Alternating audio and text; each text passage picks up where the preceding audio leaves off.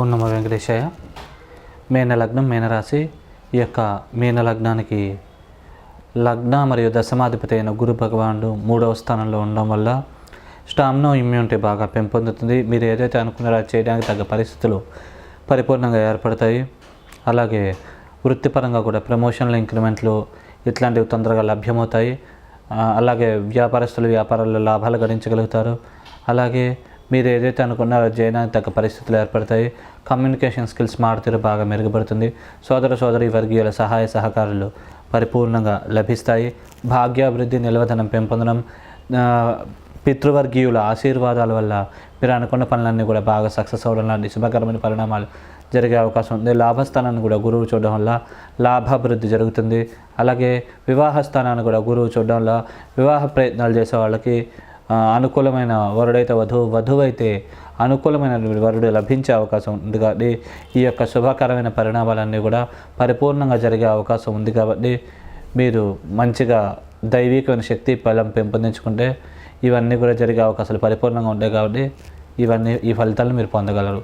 అలాగే ద్వితీయ భాగ్యాధిపతి అయినటువంటి అంగారకుడు ఈ లగ్నానికి యోగకారకుడే కాబట్టి లగ్నంలో ఉన్నాడు. కాబట్టి వివాహ స్థానాన్ని చూస్తున్నాడు. కాబట్టి తొందరగా వివాహం అయ్యే అవకాశం, అంటే గురువు చూస్తున్నాడు, కుజుడు చూస్తున్నాడు. మరి జన్మజాతకంలో ముందుగా కనుక మీకు వ్యక్తిగత జాతకంలో రాహు ముందు అయిపోతే కనుక కేతు కూడా మిగిలి ఉంటాడు. కాబట్టి బెనిఫిట్ ఎక్కువగా ఉండే అవకాశం, తలవని తలంపుగా వివాహం అయ్యే అవకాశం ఉంటుంది. జన్మజాతకం కూడా బాగుంటే ఇంకా అద్భుతంగా యోగిస్తుంది. అలాగే ఈ యొక్క కుజుడు చతుర్థ స్థానాన్ని చూడడం వల్ల తొందరగా భూములు, స్థిరాస్తులు వాటి యొక్క విలువ పెరిగే అవకాశం ఉంది. తొందరగా భూములు కొనే అవకాశాలు కూడా ఉంటాయి. కొనాలనుకుంటే తక్కువ రేటుకి భూమి లభించే అవకాశం ఉంది. అమ్మాలనుకుంటే మీరు ఏదైతే అనుకున్నారో ఆ రేటుకి దగ్గరగా ఆ భూములు అమ్ముడుపోయే అవకాశాలు పరిపూర్ణంగా ఉంటాయి. అలాగే లీగల్ విషయాల్లో కూడా అనుకూలమైన ఫలితాలు, తీర్పులు ఇట్లా లభించే అవకాశం ఉంటుంది. అలాగే బిజినెస్ పార్ట్నర్స్ మధ్య సంబంధ బాంధవ్యాలు మెరుగుపడతాయి. మీరు ఏదైతే అనుకున్నారో అది చేయడానికి సహాయ సహకారాలు లభిస్తాయి. అలాగే భార్యాభర్తల మధ్య కూడా అన్యోన్యత, ప్రేమానురాగాలు బాగా పెరిగి ఒకళ్ళ అభివృద్ధికి ఒకళ్ళు సహకరించుకోగలుగుతారు.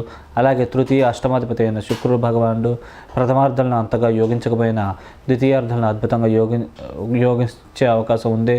పరిపూర్ణమైన కొద్దిగా శుభ పరిణామాలు కొద్దిగా పాపే అయినప్పటికీ గురువుతో పాటు కొద్దిగా ఉంటుండడం వల్ల కొద్దిగా శుభ ఫలితాల పరిణామాలు ఇచ్చే అవకాశం ఉంది. అలాగే లీగల్ విషయాల్లో కూడా చిన్న చిన్న ఇబ్బందులు ఉన్నప్పటికీ కొద్దిగా అనుకూలత కలిగే అవకాశం ఉంది. అలాగే చతుర్థ సప్తమాధిపతి అయినటువంటి బుధ భగవానుడు ఈ లగ్నానికి పాపి కాబట్టి కొద్దిగా అశుభకరమైన, అమంగళకరమైన ఫలితాలు ఇచ్చే అవకాశం ఉంది. కొద్దిగా బుధ దశలు, అంతర్దశలు నడిచినట్లయితే చికాకులు, టెన్షన్లు అధికంగా ఉండడం, పీడకలు రావడం, కొద్దిగా వ్యతిరేకంగా జరిగినట్టు కొద్దిగా ఊహలకి గురవ్వడం ఇట్లాంటి పరిణామాలు జరిగే అవకాశం ఉంది. భూములు, స్థిరాస్తుల విషయంలో చిన్న చిన్న లిటికేషన్స్, భార్యాభర్తల మధ్య తగాదులు ఇట్లాంటివి క్రియేట్ అయ్యే అవకాశం ఉంది. కాబట్టి ఈ విషయాల్లో అప్రమత్తంగా జాగ్రత్తగా వ్యవహరించినట్లయితే దోష ప్రభావాల నుంచి బయటపడగలుగుతారు. అలాగే పంచమాధిపతి అయినటువంటి చంద్ర భగవానుడు ఈ లగ్నానికి శుభుడు, యోగకారకుడు కాబట్టి పరిపూర్ణమైన శుభ ఫలితాలను, అనుకూలమైన ఫలితాలను ఇచ్చే అవకాశం ఉంది. విద్యాభివృద్ధి అవుతుంది. విద్యల్లో మార్కులు బాగా ఎక్కువగా సాధించగలుగుతారు. మానసిక దృఢత్వం, శక్తి ఎక్కువగా ఉంటుంది. విదేశీ ప్రయత్నాలు చేసే వాళ్ళకి సఫలీకృతం అయ్యే అవకాశం ఉంది. వీసా, పాస్పోర్ట్ తొందరగా లభ్యమవుతాయి. ప్రజాదరణ బాగా పెరుగుతుంది రాజకీయ నాయకులకి.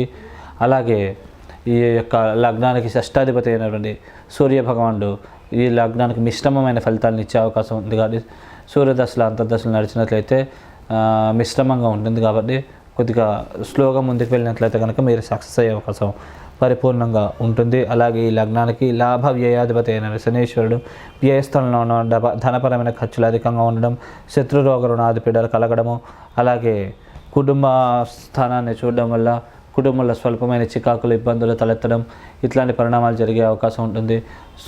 లోన్లు మంజూరు అవడం విషయాల్లో స్వల్పమైన జాప్యం క్రియేట్ అయ్యే అవకాశం ఉంది.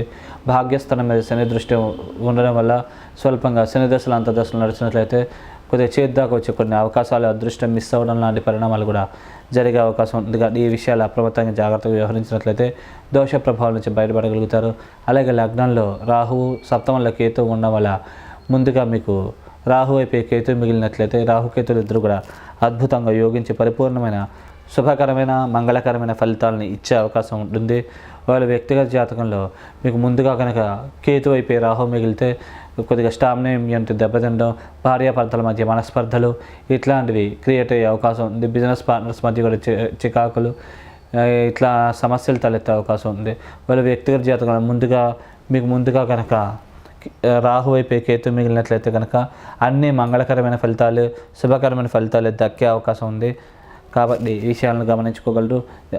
అలాగే మీన లగ్నానికి మీరు ప్రత్యేకంగా దోష నివారణ నిమిత్తము విశేషంగా నరసింహస్వామి ఆరాధన కానీ రామారాధన విశేషంగా చేసినట్లయితే కనుక మంచి ఫలితాలు దక్కుతాయి. మీరు రామరక్ష స్తోత్రం కానీ లేకుంటే ఈ యొక్క నరసింహస్వామి స్తోత్రం కానీ, లక్ష్మీ నరసింహ కరావలంబ స్తోత్రం కానీ ఇట్లాంటివి చదువుకోవడం మంచిది. లేకుంటే శ్రీరామ రామ రామేతి రమే రామే మనోరమే సహస్రనామ తత్తుల్యం రామనామ వరాణని ఈ మంత్రాన్ని రోజు కూడా 11 సార్లు కానీ 21 సార్లు కానీ జపించుకుని రాముడికి నమస్కారం చేసుకుని మీరు బయటకు వెళ్ళినట్లయితే అన్ని పనులుగా సక్సెస్ అయ్యే అవకాశం ఉంటుంది.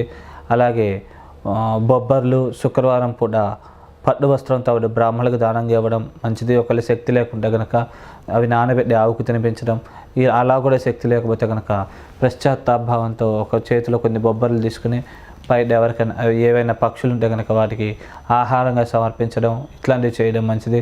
బొబ్బర్లు లేకపోతే పంచదార వేసినా మంచిది అండి. అలా చేస్తే కనుక దోషాల నుంచి విముక్తి పొంది